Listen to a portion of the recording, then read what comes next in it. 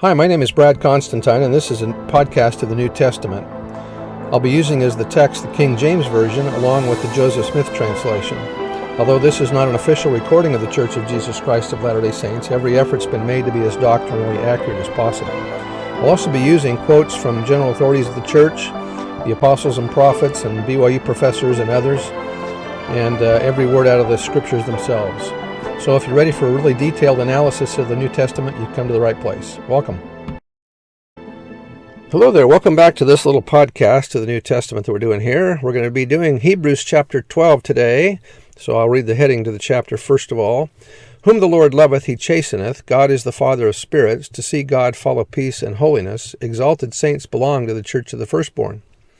Alrighty, verse 1. Wherefore, seeing we also are compassed about with so great a cloud of witnesses, let us lay aside every weight and the sin which doth so easily beset us, and let us run with patience the race that is set before us. All the people he mentioned in the previous chapters, what he's talking about, get in condition for the race.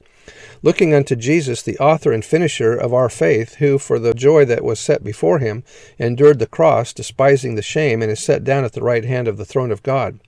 Neil Maxwell said, we must realize that the weight of the cross is great enough without our also carrying burdens that we could jettison through the process of repentance. Paul gave us wise counsel in this regard when he said, let us lay aside every weight and the sin which doth so easily beset us, and let us run with patience the race that is set before us. It is much more difficult for us to carry the cross when our back is already bent with the burdens of bad behavior. Verse 3, for consider him that endureth such contradiction of sinners against himself, lest ye be wearied and faint in your minds. Ye have not yet resisted unto blood, striving against sin, and ye have forgotten the exhortation which speaketh unto you as unto children. My son, despise not thou the chastening of the Lord, nor faint when thou art rebuked of him. Orson F. Whitney said, no pain that we suffer, no trial that we experience is wasted. It ministers to our education, to the development of such qualities as patience, faith, fortitude, and humility. All that we suffer and all that we endure, especially when we endure it patiently, builds up our characters, purifies our hearts, expands our souls, and makes us more tender and charitable, more worthy to be called the children of God. And it is through sorrow and suffering, toil and tribulation that we gain the education that we come here to acquire, and which will make us more like our Father and Mother in heaven. Verse 6, for whom the Lord loveth, he chasteneth, and scourgeth every son whom he receiveth. If ye endure chastening, God dealeth with you as with sons. For what son is he whom the Father chasteneth not? If God didn't want us back, he wouldn't help us to become clean so that we can return to his presence. Verse 8, but if ye be without chastisement, whereof all are partakers, then are ye bastards and not sons. Furthermore, ye have had fathers of our flesh which corrected us, and we gave them reverence. Shall we not much rather be in subjection unto the Father of spirits and live? For they verily for a few days chastened us after their own pleasure, but he for our profit, that we might be partakers of his holiness. Now no chastening for the present seemeth to be joyous, but grievous. Nevertheless afterward it yieldeth the peaceable fruit of righteousness unto them which are exercised thereby. We need to be chastened. Richard G. Scott said, no one wants adversity, trials, disappointments, sadness, and heartache come to us from two basically different sources. Those who transgress the laws of God will always have those challenges. The other reason for adversity is to accompany the Lord's own purpose, or is to accomplish the Lord's purposes in our life, that we may receive the refinement that comes from testing. It is vitally important for each of us to identify from which of these two sources come our trials and challenges, for the corrective action is very different. When you face adversity, you can be led to ask many questions. What am I to do? What am I to learn from this experience? What am I to change? Who am I to help? How can I remember my many blessings in times of trial? Willing sacrifice of deeply held personal desires in favor of the will of God is very hard to do. Yet when you pray with real conviction, please let me know that thy will, and may thy will be done, you are in the strongest position to receive the maximum help from your loving Father. Verse 12, wherefore lift up the hands which hang down, and strengthen the feeble knees, and make straight paths for your feet, lest that which is lame or be turned out of the way, but let us rather be healed.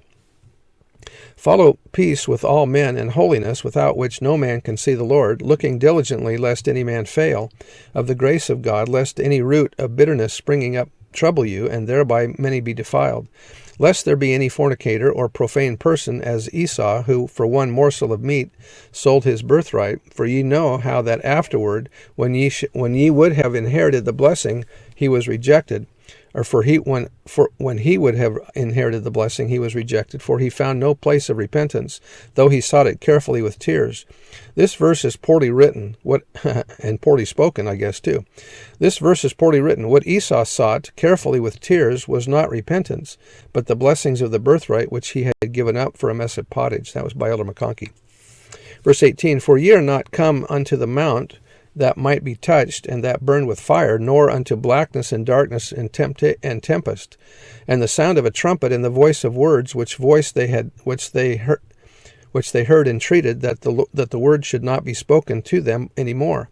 For they could not endure that which was commanded, and if so much as a beast touch the mountain, it shall be stoned or thrust through with a dart. And so terrible was the sight that Moses said, I exceedingly fear and quake. But ye are come unto Mount Sion, and unto the city of the living God, the heavenly Jerusalem, and to an innumerable company of angels, to the general assembly and church of the firstborn, which are written in heaven, and to God the judge of all, and to the spirits of just men made perfect. A great many men suppose there is no difference between an angel and a spirit of a just man made perfect, but Paul makes a distinction.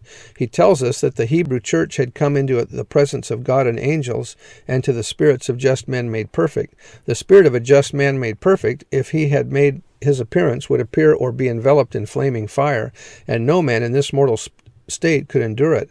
But an angel could come and appear as another man. The spirits of just men are made ministering servants to those who are sealed up unto life eternal. Angels have advanced higher in knowledge and power than spirits.